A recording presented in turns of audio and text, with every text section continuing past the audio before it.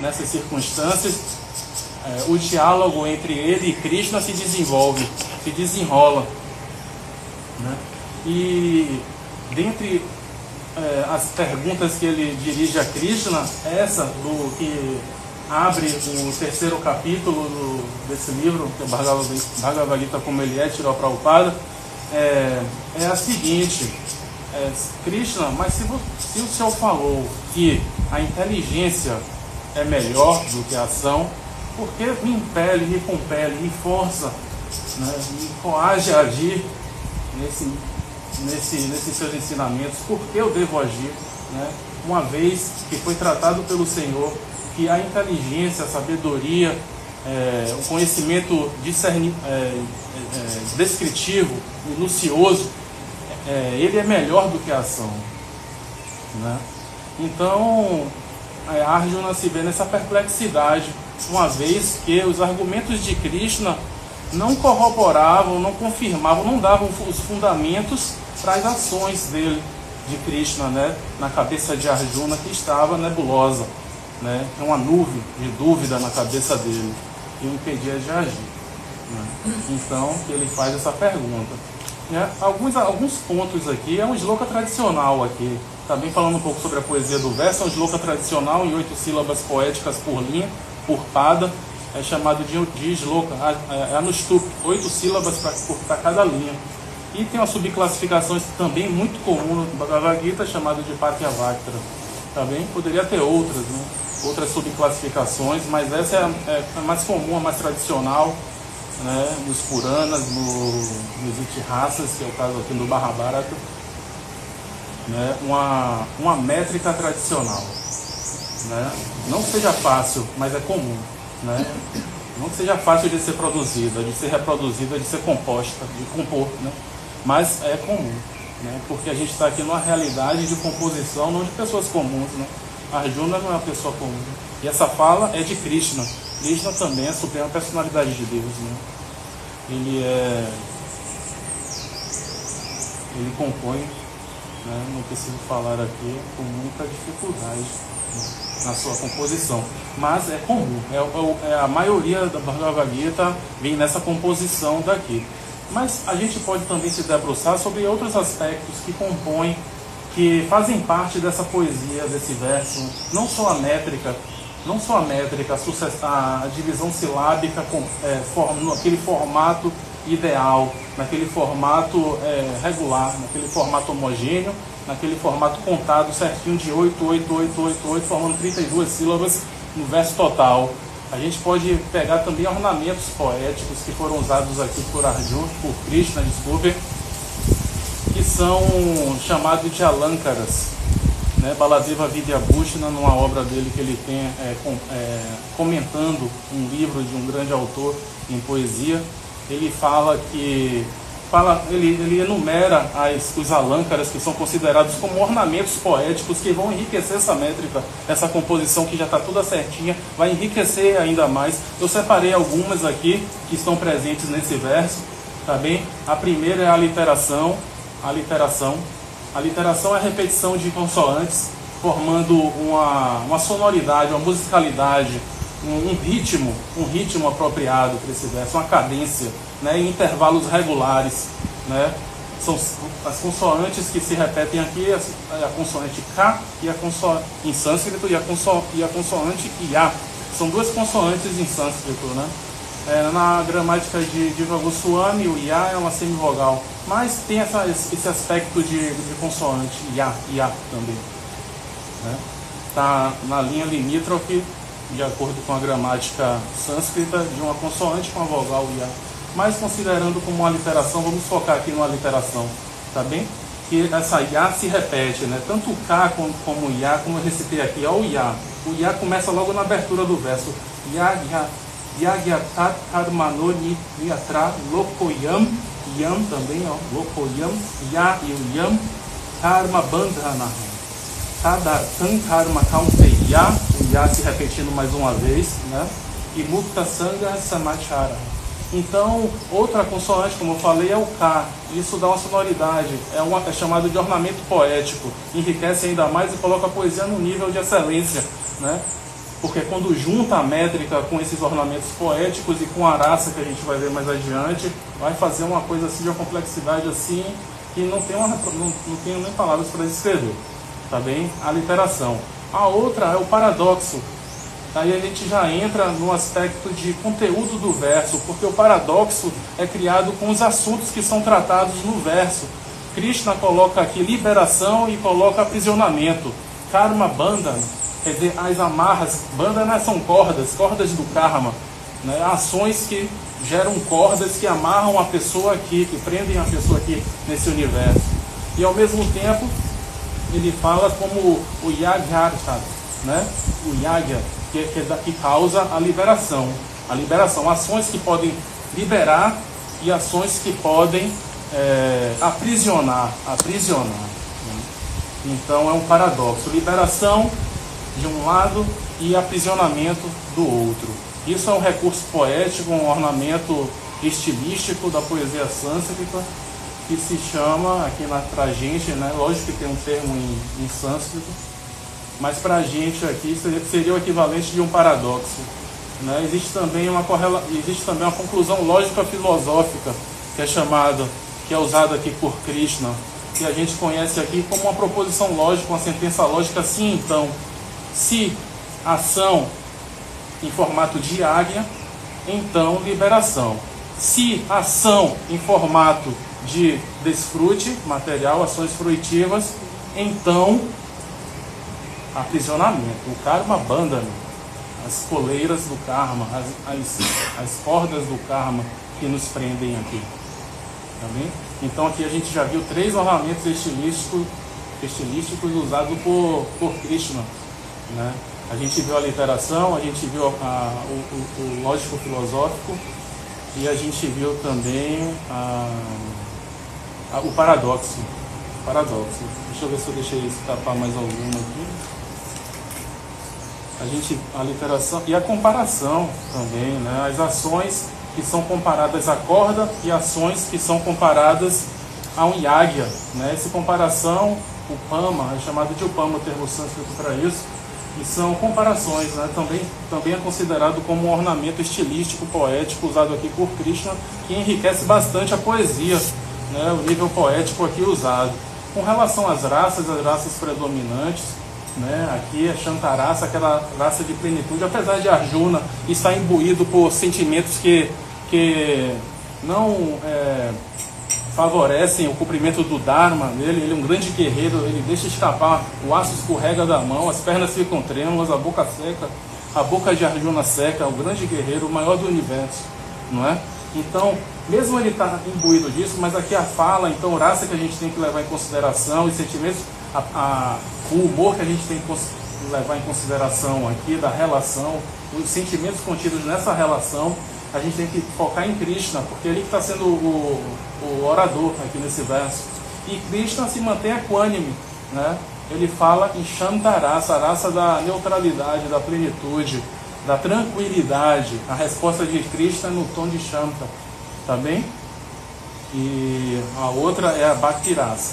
E mesmo Krishna como a suprema personalidade de Deus, né? Apesar disso, ele se vê como ele está ali na condição de um quadrigário de Arjuna, de servo de Arjuna, e ele está, então é isso, né? Então as raças ali envolvidas, né? Isso faz com que a poesia se enriqueça, né? Então a gente tem aspectos métricos, aspectos de ornamento estilístico, né? E a gente tem aqui também os sentimentos envolvidos nesse diálogo Krishna-Arjuna, né? E Krishna falando em plenitude, pleno, apesar das tribulações do momento. Tá bem? Agora falando sobre o verso em si, seguindo a linha de raciocínio de Srila Prabhupada aqui usado nesse verso, né? O que é que motivou Arjuna a falar isso? A falar que a inteligência foi considerada por Krishna como superior à ação, que o conhecimento é superior à ação e que ele não deve lutar, baseado no que foi dito por Krishna anteriormente, né? Quais versos que Arjuna se fundamentou para criar esse questionamento original no início eu digo inicial, do capítulo 3º, intitulado Karma Yoga, né? Por que Arjuna entra em perplexidade assim, né? Aí eu separei, tem vários versos, o capítulo 2º é recheado de informações a respeito disso, de versos que fundamentam essa pergunta de Arjuna, né? Por que eu devo agir, uma vez que o Senhor falou que o conhecimento é mais apropriado, é melhor, está num nível de hierarquia acima que a ação em si, né?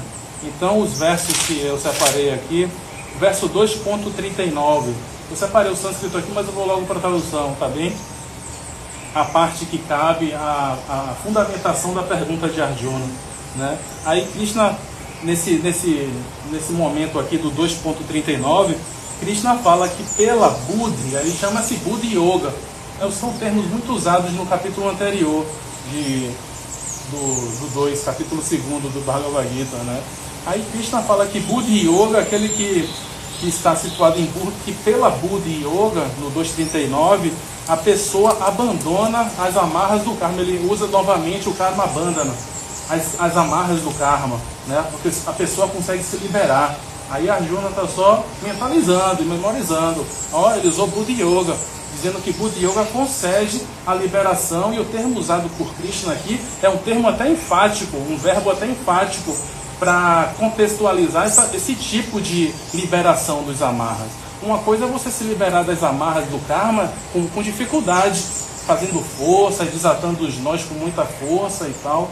Outra coisa é usar o verbo que Krishna usou aqui, para raciasi, né, tornando-se ridículas as amarras do karma, as amarras deixadas pelo karma, né, quando a pessoa está situada em Buddhi Yoga. Né, o grande questionamento, a grande charada aqui, é a gente decifrar o que corresponde realmente a esse termo Buddhi Yoga. Krishna, Arjuna, melhor dizendo, não tinha aqui do lado a Srila Prabhupada para explicar para ele, né? Buddhi Yoga não é isso que você está pensando, não. Buddhi Yoga é Bhakti Yoga, é Yoga da devoção. Você tem que direcionar ações para Krishna no formato de oferenda, no formato devocional.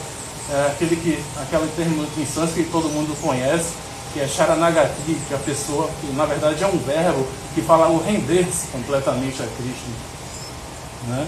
E o entregar o seu eu para Krishna naquela ação, qualquer que seja da ação, você entregar os resultados da ação para Krishna, né? O Atma Dharma, o Atma Samarpana, Atma Samarpana.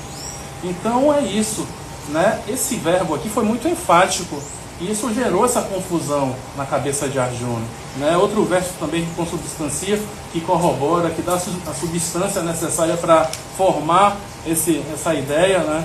É Durena Riya Varankarma Buddhi Yoga Dhananjaya. Esse é o 2.49, que fala assim: deixe de lado as atitudes ruins e foque em prol da Buddhi Yoga, e foque na Buddhi Yoga. Mais uma vez, Krishna usou Buddhi Yoga. Isso foi alimentando essa dúvida na cabeça de Arjuna. No 2.50 fala que aquele que está conectado através da Buddhi Yoga abandona se livra tanto dos resultados das ações, dos resultados positivos quanto dos negativos. A gente sabe que tanto a felicidade como a aversão materiais, elas aprisionam, né? Isso que está falando aqui, que tanto as reações pecaminosas, as reações positivas quanto as negativas, elas aprisionam a pessoa aqui. Mas Krishna dá o caminho. Ele fala que aquela pessoa que está mantida em Buddhi Yoga, mais uma vez Krishna usando o termo Buddhi Yoga, né? O verbo aqui usado é o Jahati, Jahati, e depois junta com o Iha. Jahati é livrar-se, abandonar, livrar, e o Iha aqui mesmo, você abandona tanto as reações positivas quanto negativas, livrando-se de uma maneira assim completa das amarras do karma, né? O karma é bem sutil, que mesmo as reações positivas aprisionam. Você só vai subir na escala dos planetas materiais, né? Outro verso aqui é o 2.55, ao Krishna afirmar que a pessoa que conseguiu transpor os gunas materiais, nas qualidades materiais, que a gente conhece, essa pessoa é considerada um stita pragya, aquela pessoa de conhecimento estável. Ele usou pragya. Pragya é conhecimento, né? Então aquela pessoa que conhece, aquele cara autorrealizado, aquele praticante autorrealizado é considerado como stita pragya. Isso é termo usado por Krishna no 255, formando, ajudando a Arjuna a formar essa concepção de que o conhecimento está superior à ação. No 256, logo em seguida, ele vai até o final, até o 272, nessa argumentação. Mas eu vou parar aqui no 56 também. Mas é um rol assim, rico de substância para que Arjuna se enriquecesse de dúvida, né? Uma vez que ele não tinha explicação que a gente tem aqui de Srila Prabhupada, destrinchando todos os detalhes, destrinchando o que é Buddha Yoga, destrinchando o que é uma pessoa fixa em conhecimento. Então o termo do 56 agora é uma pessoa de mente estável, aquela mesma pessoa que transpôs os gunas, a energia material, os modos da natureza material, ela é considerada como stita dhir, uma pessoa de mente estável, né? Mente estável. Então esses são alguns versos que forçaram Arjuna a entrar nessa perplexidade e perguntar: vem cá, Krishna, esses versos aqui, o Senhor falou que, de uma maneira bem direta, que o conhecimento, a inteligência, a parte intelectual, a nossa intelecção a respeito da verdade absoluta, de Prakriti também, da energia, de todas as suas energias, tanto a Bahiranga quanto a Antaranga, tanto a energia externa quanto a energia, esse conhecimento, ele a respeito das suas energias do Senhor mesmo, da sua swarupa, da sua forma, eles são superiores, né? Gerou essa dúvida em Arjuna. Arjuna entrou em perplexidade e perguntou. E Krishna responde sistematicamente. Aquele verso que eu achei mais representativo, né? Krishna fala no 3.5, dizendo: haja, porque a ação é melhor do que a inação. Ele fala isso, né? Mas aqui no 3.9, ele fala mais do que um agir, ele fala como agir. Por isso que eu achei interessante, porque numa tacada só, ele taca duas bolas ao mesmo tempo, né? A primeira é do agir, garantindo que a ação realmente é um elemento garantidor da libertação, da ação, mas há aquela de como agir, a ação voltada como uma oferenda.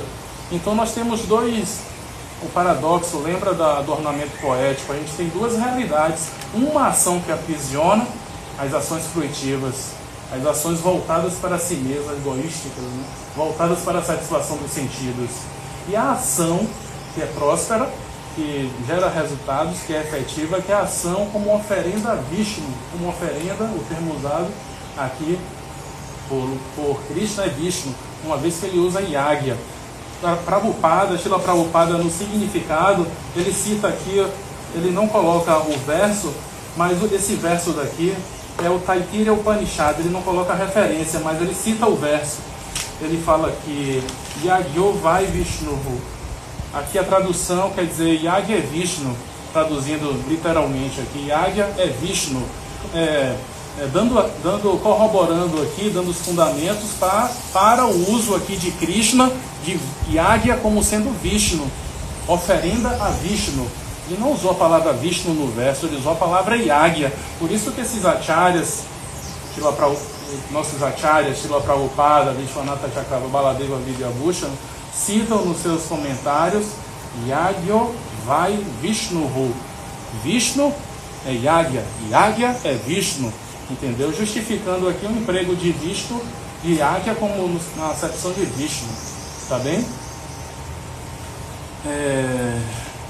Então, já que a gente entrou nessa parte dos Upanishads, né, existem outros Upanishads, né, os Upanishads, como a gente sabe, os Vedas são divididos em 4, né, os Vedas, né, cada Veda é dividido em 4 partes: a parte dos hinos, os Samhitas, a parte do retiro para a floresta, os Aranyakas, os Upanishads, tá bem? É nessa parte daqui dos Upanishads que a gente está se debruçando agora aqui, tá bem?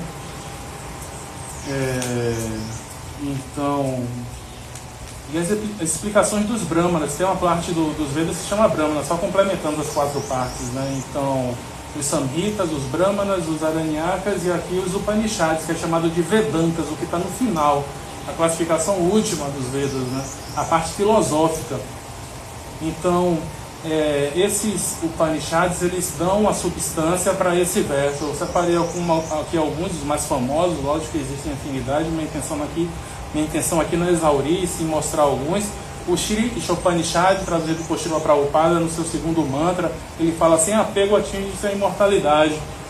Aquela ação desapegada atinge-se a imortalidade, o caminho da libertação. Vencer os gunas, os modos da natureza material, os modos da natureza. No Mundaka Upanishad 1, 2, 12, não se atinge o eterno pelas ações fruitivas. O termo usado aqui é o Nasi Akrita Kritena. Então a própria ação, ela pode aprisionar, como pode libertar, a depender das intenções, dos elementos volitivos do praticante, da vontade do praticante. Qual é a vontade do praticante? É se satisfazer ou é satisfazer Deus? Isso daí é o fator crucial para separar uma ação que é chamada de águia para uma ação libertadora, típica da Karma Yoga, liberta de qualquer satisfação dos sentidos e sim focando exclusivamente em agradar a Vishnu, de uma ação essencialmente fruitiva, considerado como Karma Kanda. Todo mundo já ouviu esse termo aqui.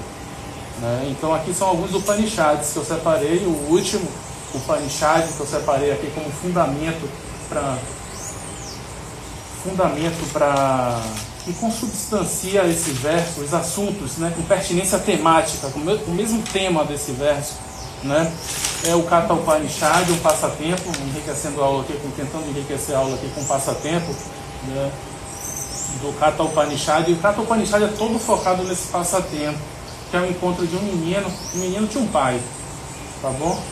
Ele tinha um pai que é muito altruísta, altruísta até demais, altruísta, dava tudo, mas sempre visando a recompensa, sempre visando: pô, vou dar aqui para receber ali na frente, eu vou dar esse punhado de terra, eu vou dar comida, eu vou dar isso, eu vou dar aquilo. Só que ele ficou tão focado nessa questão de altruísmo, de doar, de dar-se, buscando um resultado, naquele binômio ação-reação, nesse caso positivo, que ele chegou a um ponto assim, no clímax, um ponto assim crucial na vida dele, que ele doou o próprio filho, Nachiketa, o nome do filho. Na quer dizer não, os prefixos lá na frente, e Tiketa quer dizer conhecedor, aquele que não é conhecedor, mas conhecedor de elementos materiais. Era uma criança totalmente voltada para assuntos espirituais, aquele que não conheceu o Nachiketa, o nome dele, o mundo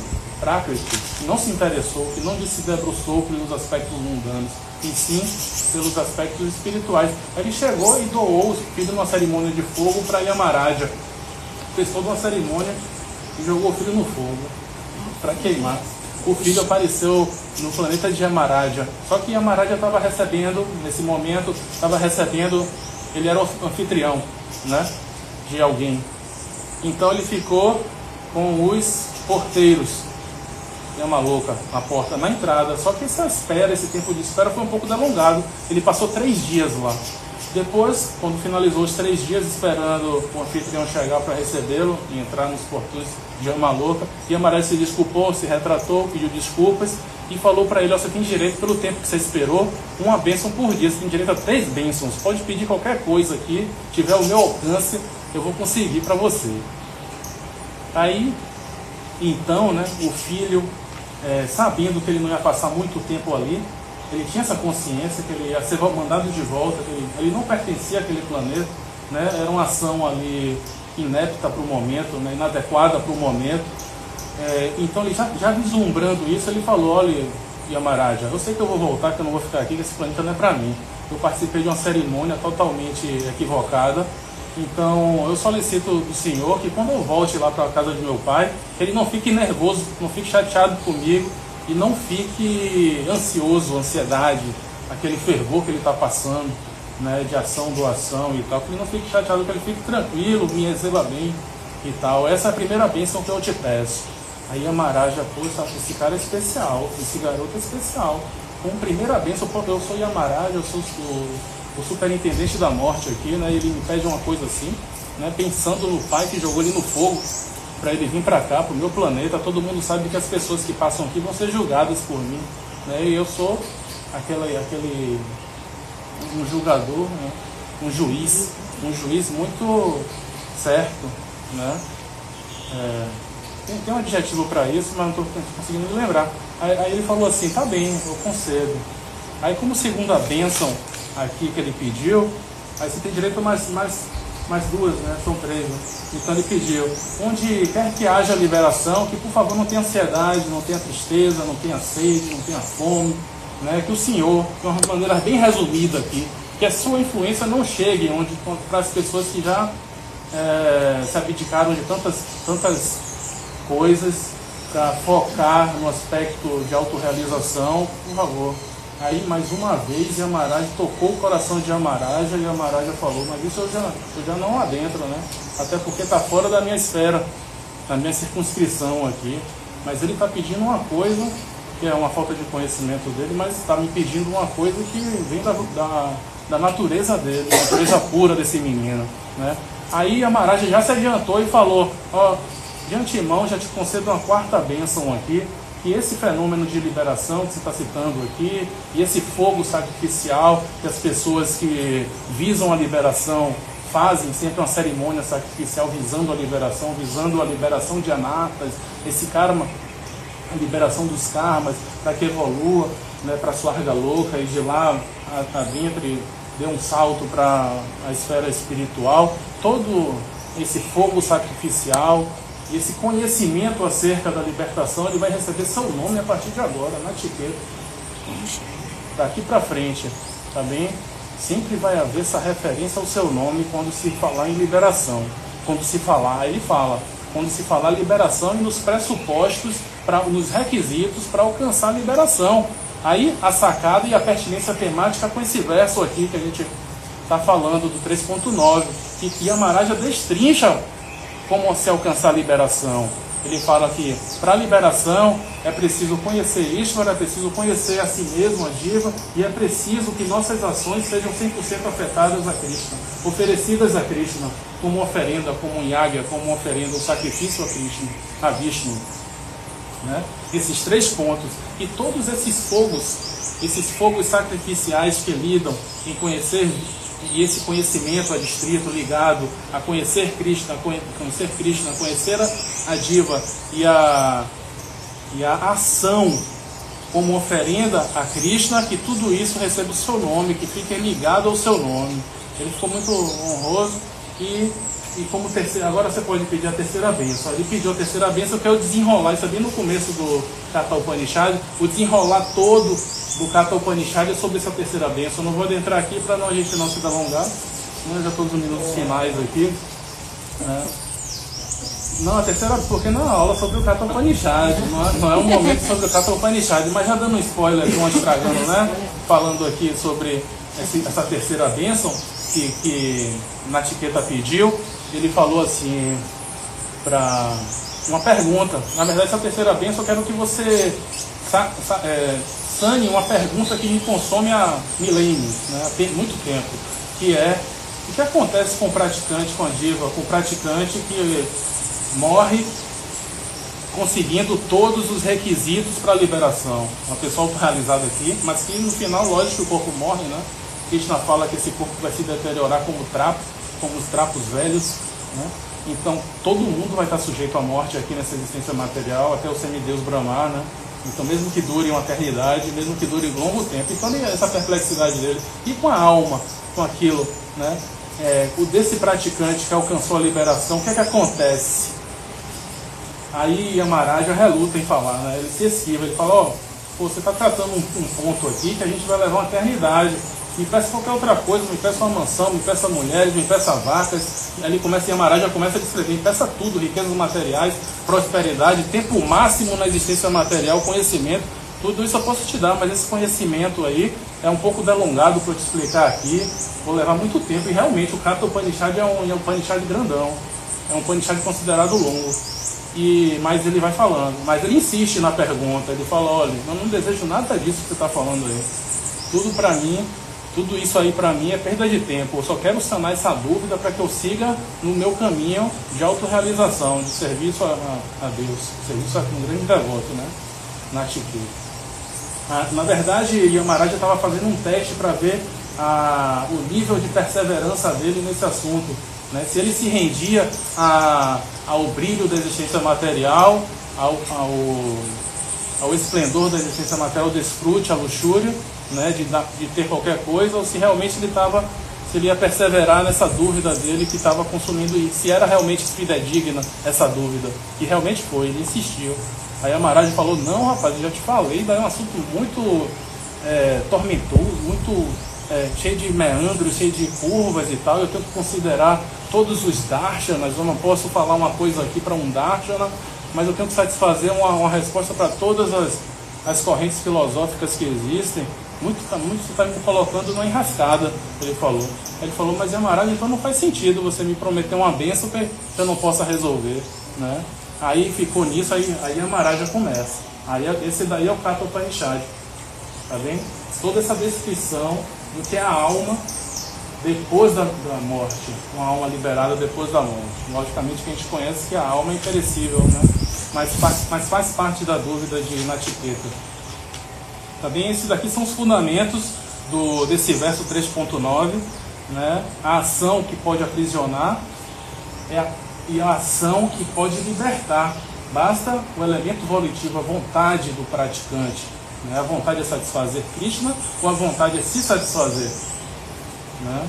É o ponto crucial, a sacada, né? Que difere de uma ação que gera as cordas do karma para uma ação que libera muito facilmente, de uma maneira ridícula, usada aqui por Krishna, para essas ações que libertam, quando é feita como uma oferenda a Deus, essas ações. Tá bem? Numa entrevista de Srila Prabhupada, entrevista, né, em 1968 em Los Angeles, Estados Unidos, né, na costa oeste, na cidade da costa oeste, em Los Angeles, uma das maiores cidades dos Estados Unidos, não a maior, de PIB maior, né, na costa oeste, Califórnia, no estado da Califórnia, tem uma cidade de Los Angeles. Lá ele deu uma entrevista em 68 e na entrevista ele falou que os vegetarianos eles se gabam muito, né, de não comer carne, mas se não for essa ingestão de alimentos, se não for como oferenda, como um yagya, aprisiona do mesmo jeito, aprisiona, vai te prender aqui, vai te prender, entendeu? Então, mesmo uma simples atitude de comer, de se alimentar, numa concepção de não ofensa, vegetariano, se gabando, não, está te aprisionando, tá bem? Então ele cita esse exemplo aqui. Esse exemplo ele é catalogado por um devoto dele. Ele montou um Bhagavad Gita cujas explicações são entrevistas, né, na parte que cabe ao verso citado, né, esse devoto. E nessa parte eu consegui trazer aqui pra gente, eu achei interessante para enriquecer esse encontro aqui. E uma ação que a simples sacada pode nos aprisionar, ou pode nos libertar em vez de aprisionar. Né? E qual é essa sacada? Oferecer a Krishna, né? Se rendendo completamente, entregando-se completamente a Krishna, né? Sem apego. Isso é Nishkama Karma Yoga. É Yoga, Karma Yoga, liberta da luxúria, da vontade de desfrutar de qualquer resultado que seja gerado pelas nossas ações. Tá bem? Eu citei. Estou ainda no tempo, faltam 15 minutos, então vou falar aqui mais um passatempo que eu separei também como ilustrativo para esse momento, que é muito conhecido, sobretudo no mês de Damodara. É recomendado recitar esse passatempo. É o passatempo de Gajendra, considerado como muito auspicioso para essa ocasião, né? E nesse passatempo de Gajendra todos nós conhecemos, né? Não estou falando agora, estou falando para pessoas novas, não sei se são novas só aqui ou novas em toda a realidade do movimento Hare Krishna, mas contextualizando o Gajendra, né? Falando de uma maneira mais explicativa para não passar aqui desentendido. Então Gajendra era um elefante considerado o rei dos elefantes, da manada de elefantes, manada, certo? manada de elefantes, da tribo de elefantes que ele pertencia, né? Ele era o chefe. Mas ele não era um elefante originariamente, ele era um rei, Indradyumna. Indradyumna, um rei erudito, que o hobby dele era compor e entoar mantras, hinos laudatórios, hinos de louvor a Deus, a Krishna, a Deus, enfim, né? Louvando as qualidades de Krishna, enaltecendo as qualidades de Krishna, né? E registrando e falando de uma maneira cadenciada, de uma maneira conforme as escrituras, de uma maneira recitando, né? Recitando, cantando, musicalidade, cantando, né? Como o Prabhu fez, cantando bhajana, em forma de bhajana. O passatempo dele era esse, ia para a floresta, se exilava um pouquinho e se debruçava sobre isso, em compor e recitar esses versos, né, de louvor a Krishna. Aí, nesses momentos de concentração, de composição e de recitação, um sábio estava passando, um sábio Agastya, e ficou revoltado porque ele não prestou reverência. No momento que esse sábio estava passando, o próprio sábio que passou ficou irritado. Pô, eu estou passando aqui na frente dele, desse rei, né? Eu sou um ser, um rishi, um muni, um sábio, e ele é um rei, é um kshatriya.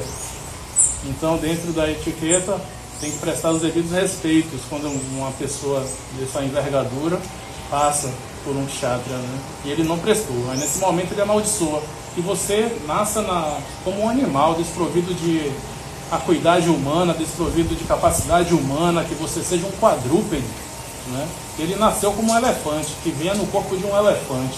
Todos nós sabemos que o elefante é um ser muito inteligente, mesmo assim, não tem a capacidade cognitiva de um ser humano, né? Não tem a acuidade humana, não tem a capacidade de pensar, de refletir, um elefante normal, né?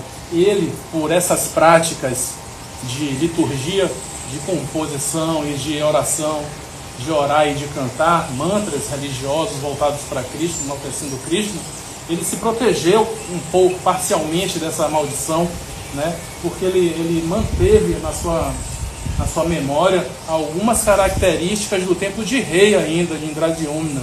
Ele nasceu agora como Gajendra, um elefante, o chefe de uma tribo, não, de uma manada de elefantes. Tá vendo? Em determinada ocasião, no Srimad Bhagavata, 8º canto, capítulo 2 ao 4, segundo ao quarto, capítulo 2, 3 e 4, então são 3 capítulos, né?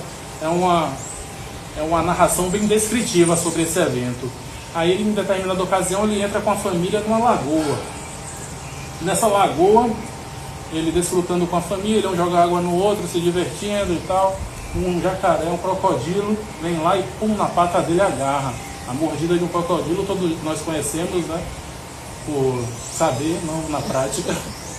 Mas a gente sabe que é uma mordida que abocanha mesmo, que ele imobiliza.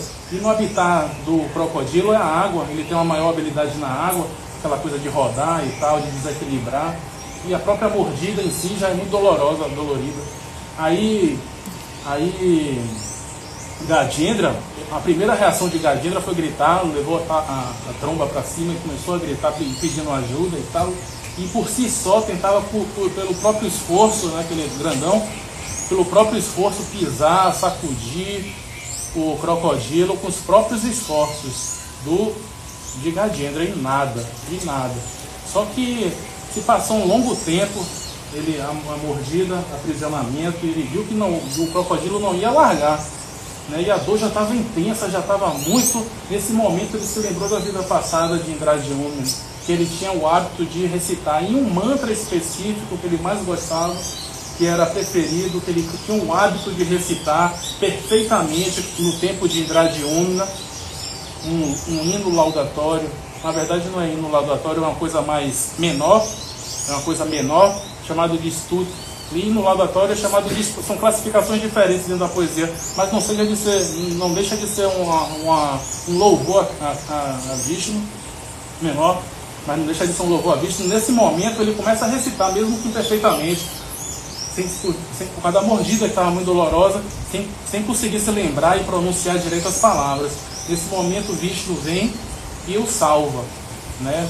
Nesse momento ele está completamente rendido, e ele fala: nesse momento eu estou rendido a você, Vishnu, o elefante Gajendra.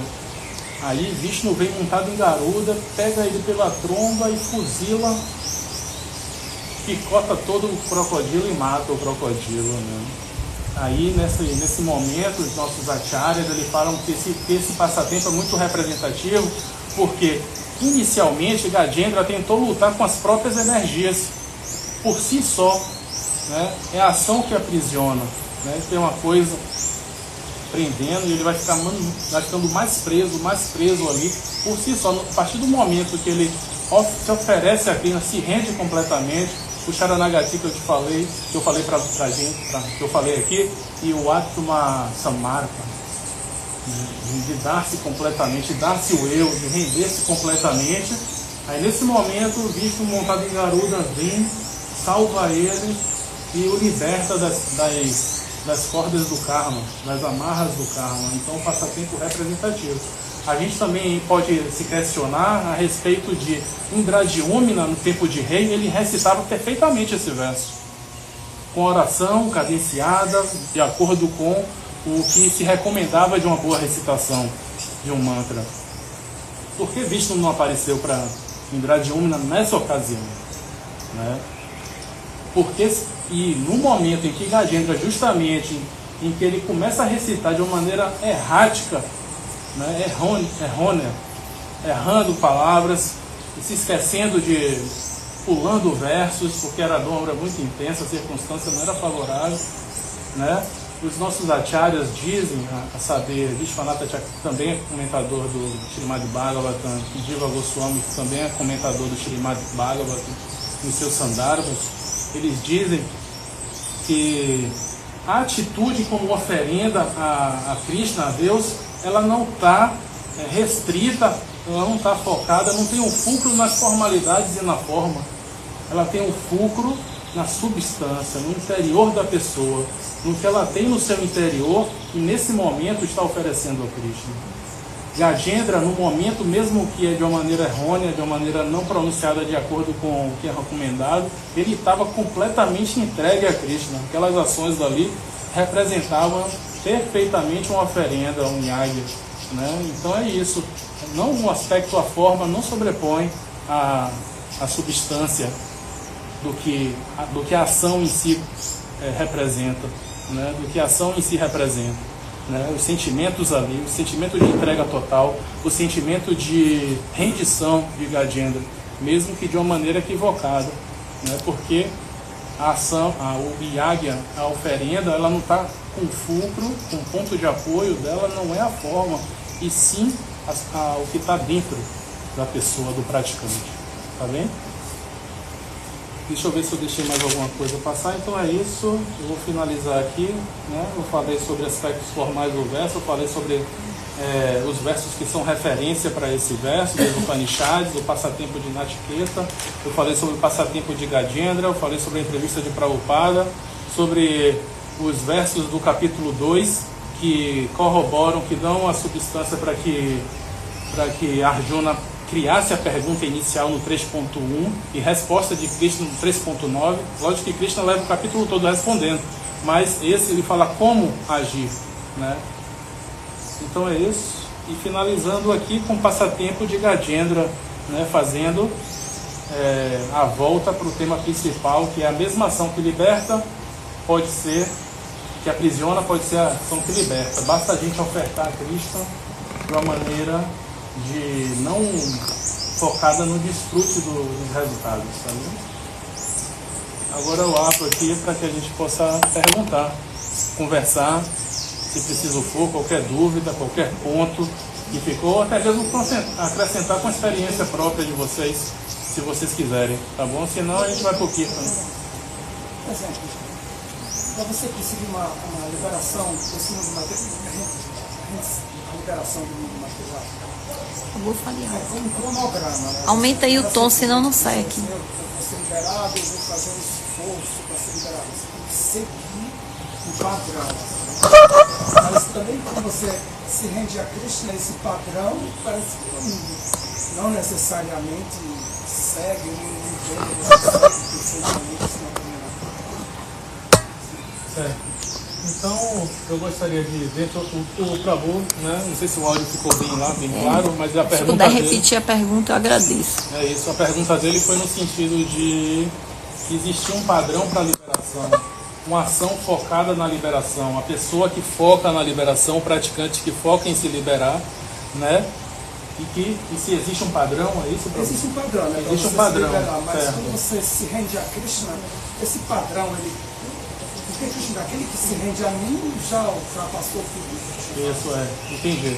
Então eu gostaria de deixar claro aqui nessa questão de padrão e visar a liberação, de que a liberação ela é uma consequência do cotidiano de um Vaishnava, de um praticante, tá bem? Ela é uma consequência, o enfoque, ou o foco, o ponto de apoio, o fulcro, o ponto de atenção, o ponto de meditação da pessoa tem que ser em ofertar, em oferecer a Krishna. Esse é o serviço devocional, né? Oferecer nossas atitudes a Krishna, manter hábitos saudáveis, se render a um mestre espiritual na linha de sucessão de Srila Prabhupada. E, logicamente, que esse é o enfoque. A liberação vai acontecer como consequência disso. E esse próprio cotidiano de vida devocional, ele já é a liberação para o próprio praticante, né? O liberar-se dos modos da natureza material vai vir como uma consequência de se manter constante, com a consistência nesses hábitos. Agora, com relação a padrões, existe uma fase, lógico que a gente passa por evoluções dentro desse processo de se render e de oferecer a Krishna. Existe uma fase em que os Vidhi Sutras, né, isso é dito no Chaitanya Charitamrita, no próprio Srimad Bhagavata, né, que existe uma fase da evolução em que esse padrão ele é quebrado realmente, né? Os Vidhi Sutras, chamados de Vaidhi Bhakti, a Bhakti inicial, regulada pelas escrituras, ela é um pouco desobedecida, porque o aspecto de bhava, de sentimento, se sobrepõe aos padrões formais, né?